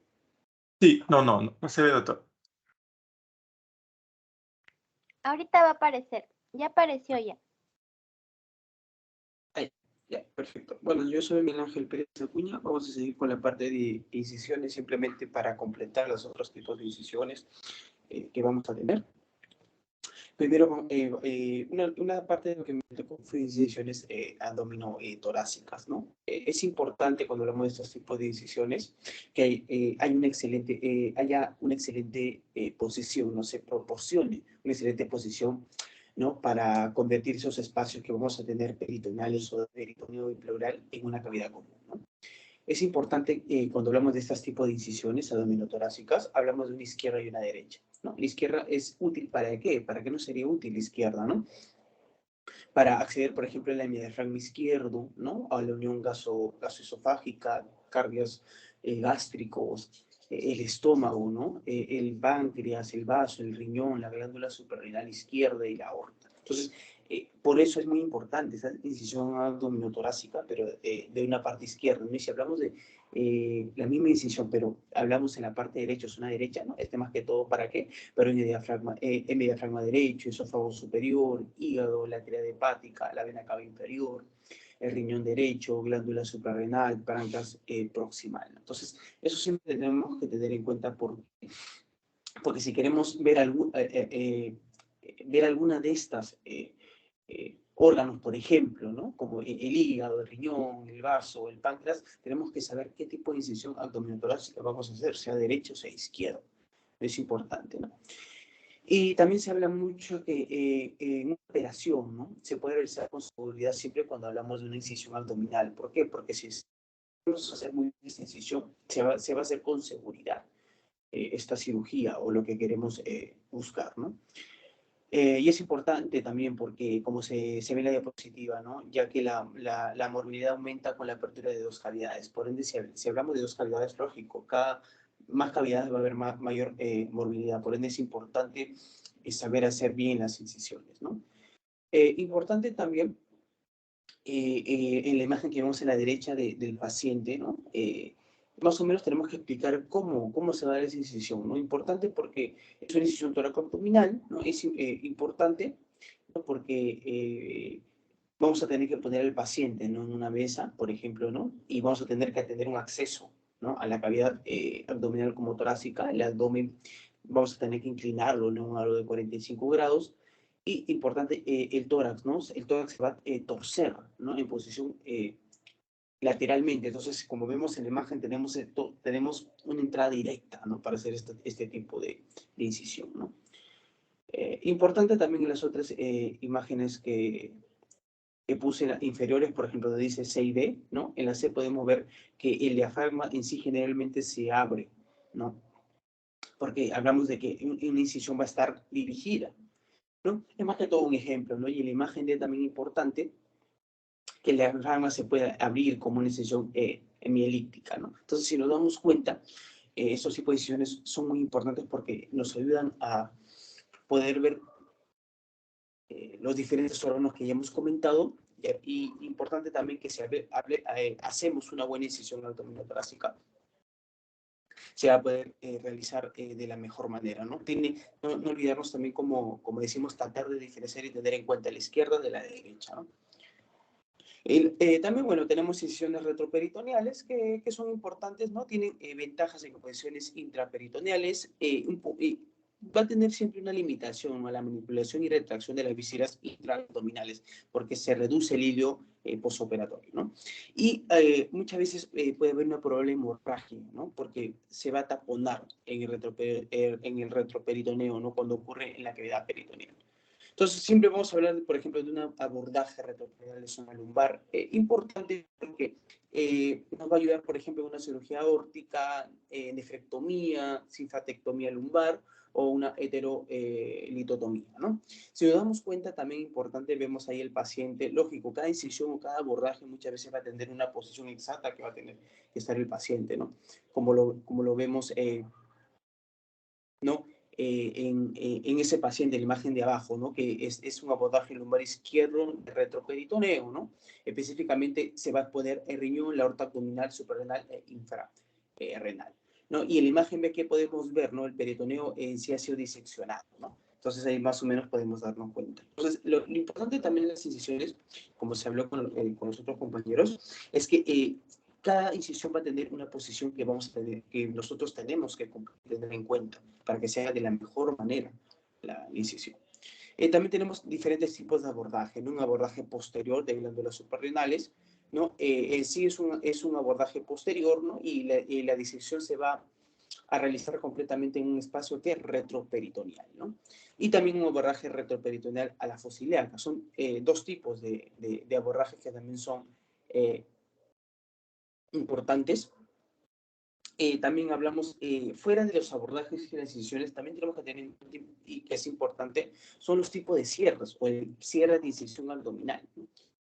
El cierre de la pared en sí abdominal es un denominador común sí, para toda cirugía que vamos a tener, ¿no? Entonces es una de las primeras cosas que se debería de enseñar al cirujano durante la formación. Métodos tiene muchos, pero ¿cuál va a ser el objetivo de cerrar una herida? Es poder restaurar la función de la pared abdominal, después, lógico, de un procedimiento quirúrgico. Vamos a hablar de un cierre del peritoneo, ¿no? Que acá hablamos más que todo, cuando hablamos de un cierre peritoneo vamos a hablar de diferentes capas, ¿no? Que va a tener la pared abdominal, ¿no? Y que lógicamente estas capas se van a violar, por así decirlo, cuando se realiza una incisión abdominal. Entonces, todas las capas deben de aproximarse, ¿no? Cuando se va a cerrar una incisión. Entonces, ¿en qué se basa? ¿No? Se basa en la premisa de que se tiene que restablecer la anatomía normal y reducir los riesgos de infección y hernia en la herida, o sea, minimizar adherencias. Entonces, esto tenemos que tenerlo en cuenta. Todo cierre se tiene que hacer de la mejor manera. ¿Para qué? Para reducir infecciones, una hernia, minimizar adherencias y restablecer la anatomía normal. También tenemos diferentes tipos de cierres, ¿no? Como un cierre de fascia, un cierre en capas, un cierre masivo. En la imagen de la izquierda vemos cómo se está más o menos haciendo un cierre, después lo vamos a ver en un video, y tenemos el cierre de fascia, por ejemplo, ¿no? Que es importante, como también un cierre en capas y un cierre masivo. En el cierre en fascias, es importante porque es una técnica en sí que se va a hacer en capas, ¿no? Y reconstruye, por ejemplo, vainas aponeuróticas anteriores y posteriores, ¿no? En 2 capas diferentes. Si hablamos, por ejemplo, también importante de un cierre masivo, ¿no? El cierre masivo de una incisión abdominal tiene que ver mucho con cuando sea vertical o transversal, ¿no? Vamos a tener que seguir unos pasos, pero lo importante es poder juntar, o por así decirlo, todas las capas que se abren cuando hablamos de una incisión. Y en la imagen de abajo más o menos es como, es una imagen importante porque vemos, por ejemplo, el peritoneo proximal, vemos cómo está la línea de sutura superior en la fascia, ¿no? La línea de sutura inferior en una fascia, y la piel umbilical. Es más o menos, nos damos cuenta de las diferentes capas que vamos a encontrar y dónde va a estar la sutura, ¿no? Y también hablamos de un método de cierre masivo, ¿no? Hablamos de indicios verticales o transversales, ¿no? El cierre más o menos tiene que ser lo mismo, la mayoría de cierres van a ser parecidos, pero también tenemos tipos, ¿no? Lógico, importante, ¿por qué método de cierre masivo? Curación de heridas, cicatriz fibrosa, porque muchas veces esta cicatriz va a ser densa y muchas veces está opuesta a la herida en la masa que vamos a encontrar, ¿no? Y también importante porque el propósito de las suturas que tiene que ver con el cierre es aproximar los bordes de la herida mientras esta cicatriz fibrosa densa se deposita y madura. Lógico que encontramos en artículos importantes, son diferentes, más o menos cómo vamos a tener que hacer la sutura, que es muy importante, que lógico, la técnica va a ser, como se dice, similar para el cierre de incisiones, ¿no? Pero tenemos que tener en cuenta una vaina anterior, una vaina posterior, ¿no? Y tenemos que tratar de levantarlo, ¿no? Lógico que acá vemos, por ejemplo, en la imagen A cómo entra el hilo, por así decirlo, en la B cómo vamos cosiendo, en la C vamos a ver qué tipo de punto usamos, y en la D vemos las capas, que va a ser muy importante, ¿no? Y los cierres, tenemos cierre de tejido subcutáneo o cierre, por ejemplo, también de piel, ¿no? El cierre de tejido subcutáneo es el aporte vascular al tejido subcutáneo en la pared abdominal. Muchas veces es deficiente, ¿no? Esto va a ser susceptible a partes blandas, por eso es importante un buen cierre, ¿no? Y a nivel de la pared abdominal contiene un espacio potencial. Esto que favorece muchas veces una acumulación de una infección o sustancias purulentas, ¿no? Y un cierre de piel, el sitio quirúrgico está muy contaminado. ¿Qué significa eso? Que hablamos también tipos de heridas, ¿no? O que vamos a encontrar, por ejemplo, un clase 2, un clase 4, donde hay una infección. Entonces, en sí, por ejemplo, si más que todo en un cierre de piel se habla de los tipos de heridas. Por ejemplo, si hablamos de un clase 2 o clase 4, dice que la piel debe dejarse abierta para que cicatrice. O por un cierre cutáneo, ¿no? Primario o tardío. Entonces, muchas veces se tiene que hacer el cierre, sí, pero si hablamos también tipos de infecciones o tipos de heridas, tenemos que dejarla a veces por un tiempo abiertas. Y el objetivo del cierre de la piel son la aproximación del tejido, ¿no? Eso es lo que tenemos que tenemos un drenaje también prolifático del abdomen, una retención del cierre del abdomen. Se emplea más que todo para eliminar acumulaciones intraperitoneales, ¿no? Como sangre, bilis, ascitis, jugo pancreático, intestinal. Esta imagen es importante porque un drenaje profiláctico del abdomen, ¿no? Es importante para medios de incisiones separadas, el drenaje colocado a través de heridas o operatorias, porque muchas veces va a aumentar un riesgo de infección, ¿no? Muchas veces para un drenaje profiláctico del abdomen no hay un tiempo adecuado, ¿no? Y el drenaje más o menos es de 24 a 48 horas. Y una retención de líquidos en el abdomen, ¿no? Es una incisión de ruptura de la fascia después de operaciones abdominales mayores de 1 a 3% y se relaciona con una tasa de mortalidad del 15 al 20%. Por eso es muy importante cuando hablamos de una incisión o después de una cirugía hacer un buen cierre, porque muchas veces postoperatorio vamos a encontrar algún tipo de infección, ¿no? Un cierre temporal del abdomen, como vemos aquí, es temporal, no está al 100% cerrado. Hablamos, por ejemplo, es un traumatismo abdominal grave, por ejemplo, con un choque hemorrágico, una reanimación en curso, ¿no? Entonces podemos encontrar un edema masivo en el intestino, la pared abdominal y el retroperitoneo, que puede impedir un cierre primario. Entonces, por eso se habla de un cierre temporal del abdomen, ¿no? Por este choque hemorrágico o esta edema masivo en el intestino, ¿no? Y manejo de heridas postoperatorias es importante para atenderlo más que todo en cuenta. Hablamos muchas veces de complicaciones, ¿no? Estas complicaciones, por ejemplo, son infecciones en sitio quirúrgico, infecciones de herida necrotizante, gangrena gaseosa. Esta gangrena gaseosa, esta fascitis necrotizante que vemos en las imágenes como se da ahí, son heridas posoperatorias que se van a ver en los pacientes. Por eso es tan importante evitar una infección, hacer una buena incisión, hacer un buen cierre, hacer una buena sutura, ¿no? Y y tener los medios correctos para que no pase este tipo de infección, como una infección aérea necrotizante, gangrena gaseosa, un hematoma, acceso pulsante, una hernia incisional, que también muchas veces pasa, ¿no? Un hematoma o una disistencia o evisceración de heridas abdominales, ¿no? Eso también tenemos que tenerlo en cuenta, el postoperatorio de una incisión en la sutura que vamos a hacer, ¿no? Y en imágenes, y simplemente para terminar, tenemos infección o tipo de heridas que podemos encontrar, ¿no? Por ejemplo, hablamos de la piel, tejido celular subcutáneo, tejido blando profundo, órgano y espacio. Hablamos de un hiso incisional superficial, profundo, órgano y espacio. Más o menos son los tipos. Factores de riesgo que vamos a encontrar en este tipo de heridas, ¿no? Posoperatorias, ¿no? Como la edad, la diabetes, el fumar, la obesidad, ¿no? La estancia preoperatoria, que es importante, y extrínsecos como duración de lavado quirúrgico, antisexia de la piel, rasurado preoperatorio, vestimenta quirúrgica. Si nos damos cuenta,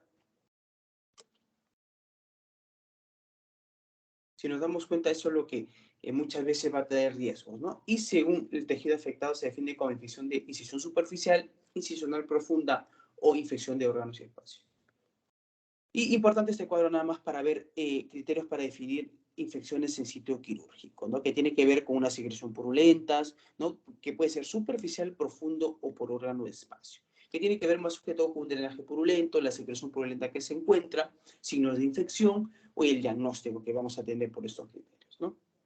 Bueno, ahora simplemente voy a tratar de pasar los videos para que lo vean. Un segundo, por favor. Y las conclusiones finales, ¿no? Que las incisiones son importantes por la accesibilidad, accesibilidad y seguridad que va a haber en una cirugía. Bueno, voy a pasar un ratito los videos rapidito. Un segundo.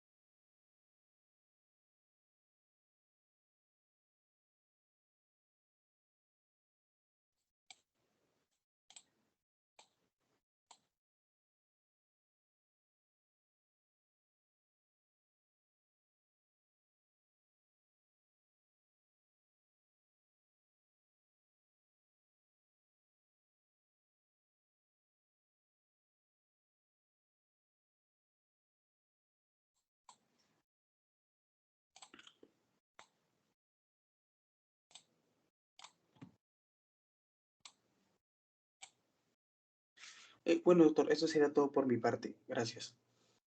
Muy bien, doctor. Muy bien.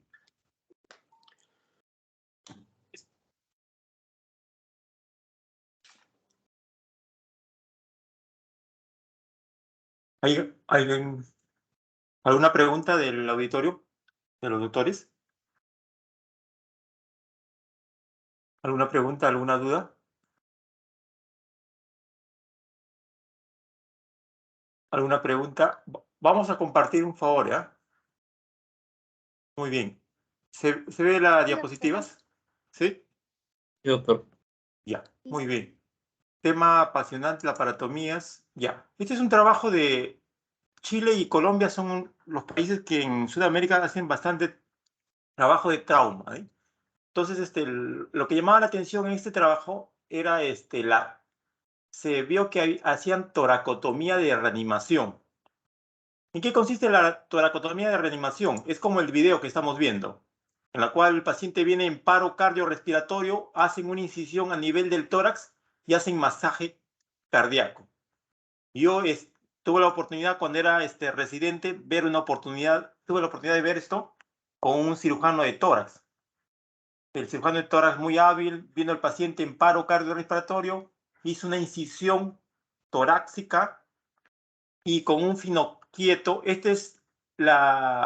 Los separadores de finoquieto. Finoquieto es un cirujano argentino que dio estos separadores y a través de esto realizó una toracotomía de reanimación.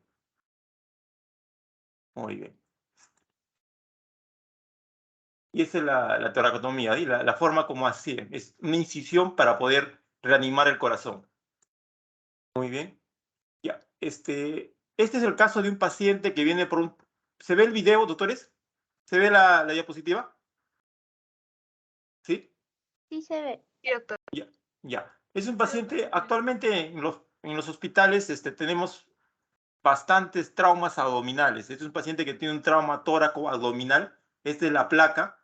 En la placa se ve el hemotórax, hay compromiso del lado izquierdo. Y también tiene una tomografía. En la tomografía se ve un trauma esplénico. Entonces, al final este paciente terminó en una laparotomía.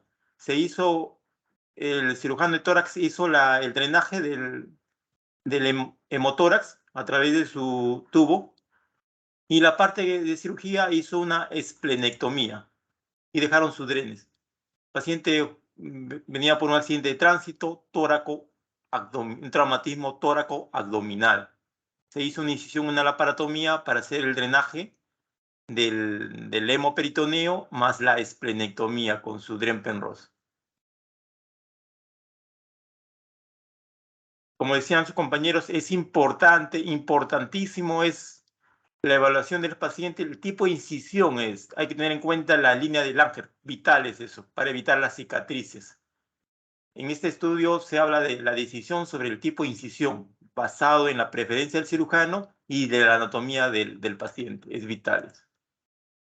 Cuando hablamos de traumas abdominales, las incisiones más recomendables son las laparotomías, que permiten un acceso rápido, como menciona en este estudio. Este es un caso de un paciente que vino con un cuerpo extraño. ¿Se ve la diapositiva, doctores? ¿Se ve? Sí, doctor. Sí, ya. Este es el caso de un paciente que vino con un cuerpo extraño. Esta es la placa de radiografía de abdomen de pie. Se hizo una laparotomía y se encontró un cuerpo extraño a nivel del tubo intestino. Se retira el cuerpo extraño. Entonces, algunas indicaciones de la laparotomía que nos permiten resolver problemas, traumatismos que pueda presentar el paciente, ¿eh? Se ha hecho una laparotomía, se hace una incisión a nivel del intestino y se retira el cuerpo extraño que ocasiona el trauma. Y este es un caso interesante también, un paciente que viene con una tumoración, una paciente mujer, una paciente de 35 años de edad que viene con una tumoración que compromete el abdomen, que se nota a la inspección. Se toma la tomografía y se ve una masa, ¿sí? Una masa grande que protruye. Esta es la imagen de la tomografía. Se hace una laparotomía.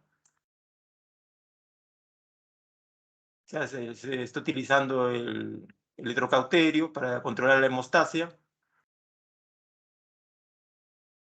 Se procede a ampliar porque el tumor es grande, una masa de un par de kilos, y posteriormente se retira el tumor, ¿sí? La masa. Esta es la masa que lo está cargando el residente. Es una masa gigante. Entonces son algunas alternativas, patologías que se resuelven con este tipo de laparotomías e incisiones adecuadas. ¿Alguna pregunta, doctores? ¿Alguna duda sobre la exposición? Muy bien, Doctor, felicitarlo. Dígame, doctor. Una pregunta. Sí, doctor. Había una toracotomía, estaba Sí. haciendo un masaje directo al corazón. Sí. ¿Y qué tan efectivo es? Esa es una buena pregunta.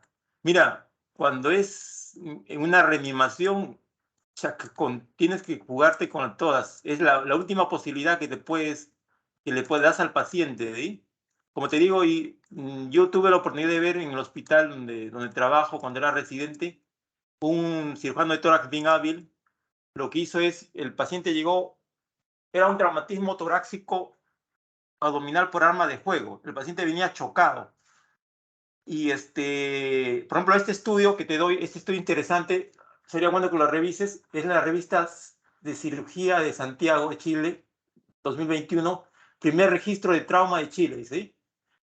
Hicieron varios estudios.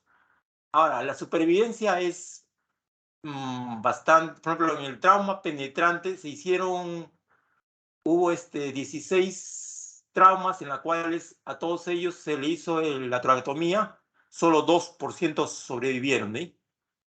En cambio, en de trauma torácico contuso, hubo 4 pacientes, ninguno sobrevivió.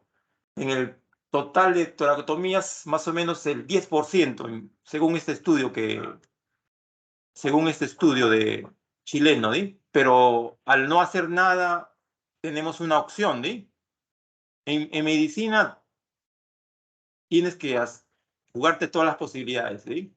Como siempre le digo, cuando hay que reanimar, si lo reanimas, tienes el 50% de salvar al paciente, de salvarlo, ¿sí? Y otro 50% de no salvarlo. Pero el no hacer nada, 100% que se muere el paciente. Entonces, en este estudio que te digo, más o menos en promedio de los 20 en total, solo se pudo salvar 2, que representa el 10%, pero son 2 vidas, ¿eh? Sí, doctor. Bueno, ahora creo que ya me quedó más claro, porque el paciente seguro está entrando con trauma penetrante. Sí, Entonces, sí, tal sí. vez el cirujano ya aprovechó seguramente que tenía que hacer los cortes y ya estaba bueno, aprovechó para hacer lo que es el masaje. Sí, Considero que puede ser más efectivo, pero lo que a mí me había causado un poco de intriga era, digamos, si no era un trauma, ¿no? ¿Por qué no se hizo rápidamente RCP sin la necesidad de cortar? Entonces, ahí era mi duda. Entonces, no. tal vez era una técnica más efectiva, pensaba, porque inclusive hasta digamos, la intubación está contraindicada si es que demora, o cualquier cosa que demore justamente el masaje cardíaco, estaba contraindicada, ¿no? Y disminuía, pues, la tasa de supervivencia.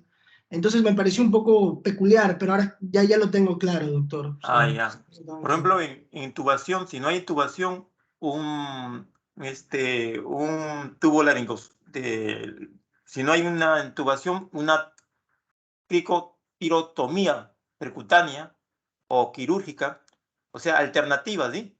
O sea, la intubación tendría que hacerse en esos 5 minutos. Si no tienes opción, la opción sería un procedimiento quirúrgico, ¿sí? O sea, siempre los médicos tenemos que tener planes, ¿sí? Plan A, plan B y plan C, ¿sí? No podemos quedarnos con un solo plan.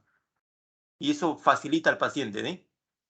O sea, si de repente acá no hay reanimación, claro, en este caso son traumas, pero si no hay posibilidad, hay que jugarnos todos los planes, ¿sí? Importante, sí, sí. Interesante, digo, porque yo en mi vida solo he visto una toracotomía. En este caso el paciente no fue bien, pero veo este estudio que bastante importante, como te digo, los chilenos y sobre todo los colombianos hacen bastante estudio. Lastimosamente en nuestro medio tenemos material, tenemos pacientes, pero nos falta esa, eso que nos pica para hacer estudios, ¿sí? Porque pacientes y patologías tenemos más, un montón. Hay hospitales, Hospital del Callao, el Hospital de Coyique, traumas tienen cualquier cantidad. Muy bien. Muy bien, doctor, muy bien. Muy buena pregunta. ¿Alguna otra pregunta, por favor? ¿Alguna? Ahora en nuestro medio los traumas abdominales por accidente de tránsito han aumentado notablemente. Son patologías que van a ver ustedes cuando son internos. Los accidentes de tránsito se han vuelto una pandemia, ¿sí? Y es a estar preparados. Es en países occidentales la causa número 1 de mortalidad en pacientes de 1 a 18 años son los accidentes de tránsito. Entonces es muy posible nosotros en algún momento también la epidemiología cambie, ¿sí? Por los accidentes de tránsito. ¿Y qué decir de los traumas por arma de fuego, arma blanca? También. Muy bien. ¿Alguna otra pregunta, por favor? ¿Doctores? Doctor, buenas noches, disculpe una pregunta. Sí, doctor. En esa foto que está ahorita proyectando, Ya. ¿me puede decir qué tipo de tumor, que es benigno, maligno, y el tipo de Ya. tumor que es? Ya. Este es un quiste gigante que fue una paciente que entró por cirugía. En un momento entró con dolor. Pensábamos en una hernia. Esta es la tomografía. En un primer momento pensábamos que era una hernia, pero al realizar la imagen, la tomografía con contraste, vimos un tumor que era dependiente de ovario, ¿eh? Era un quiste dependiente de ovario. Felizmente, era benigno, ¿eh? Era una paciente joven de 35 años, si no me equivoco. Sino que la había dejado por descuido, la había dejado buen tiempo. En primer momento pensábamos que era una hernia. Una hernia que protuía asas intestinales, pero después con la tomografía ya pudimos determinar que era, aparte de la hernia, había una tumoración. En este caso, un quiste. En buena hora fue benigno, ¿eh? Este es el tamaño, más o menos. Pero en este caso sí se necesitó una incisión, una mediana infra y supraumbilical para poder disecar el tumor.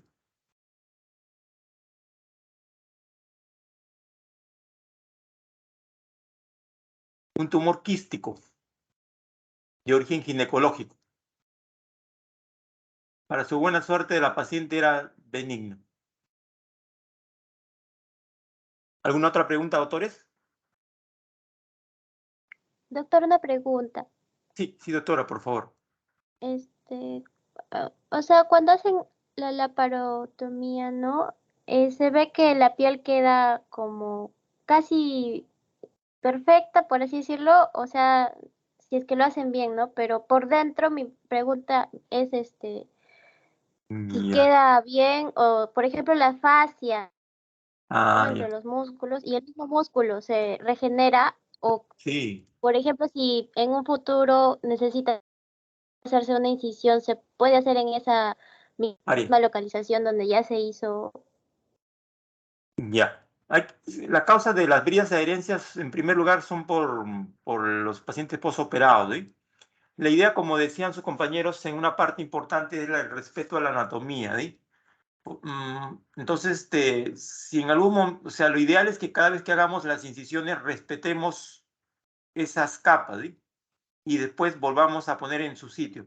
Eso va a permitir que, pasados los meses y pasados los años, disminuya el grado de inflamación y disminuya el grado de inflamación y de adherencias, respetando siempre el peritoneo, aponerosis, músculo, aponerosis y piel, ¿sí? Ese sería lo ideal.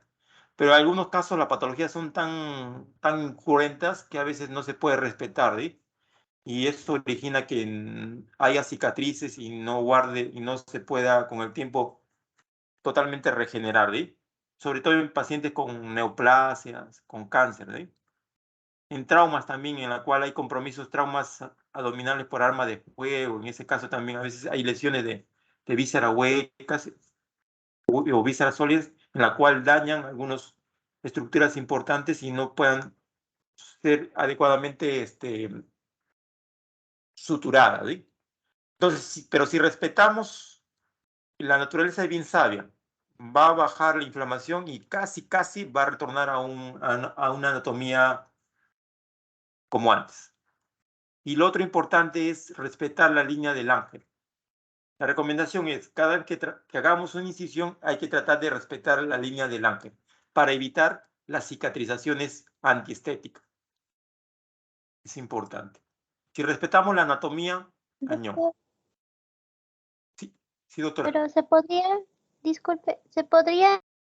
entonces volver a hacer la incisión si es que se hubiese cortado músculo, por ejemplo.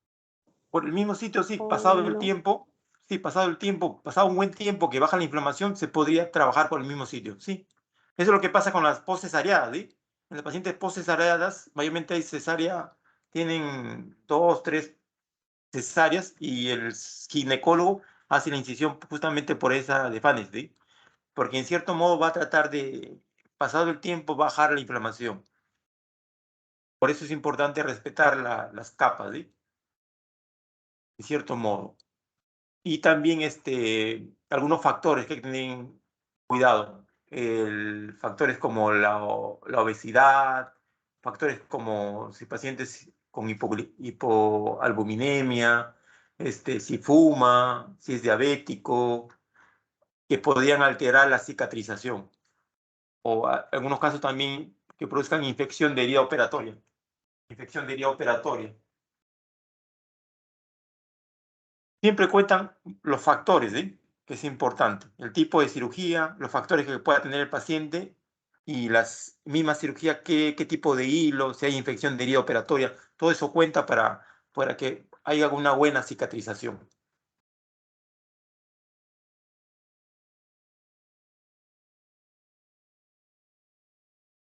Muchas gracias. Bueno, gracias a usted, doctora. Muchas gracias. Muy bien. Entonces, felicitar a los expositores. Muy buena. Y no se olviden, hay preguntas clásicas que vienen en el MIR, que es de la paratomía, traumas. Hay una pregunta que nunca falla en el MIR, que es el paciente con trauma, ¿sí? Y pacientes, dan el caso clínico en el MIR. El MIR es el examen que se dan para el residente, que dan para la residencia en España, o también los exámenes de residentado, en la cual presentan casos clínicos. Siempre hay casos clínicos de traumas, y uno dentro de las preguntas también pregunta qué tipo de cirugía se hace. Y por ahí entra la paratomía, ¿sí? Son preguntas clásicas que siempre vienen. Entonces, muchas gracias, doctores. Entonces quedamos para la próxima clase. Felicitar al grupo, a todos ustedes por la participación. Y estamos atentos a cualquier pregunta. Muchas gracias, doctores. ¿Ya? Gracias. Buenas noches. Muchas gracias, doctor. Gracias, Gracias a doctor. usted, doctor. Gracias, doctor.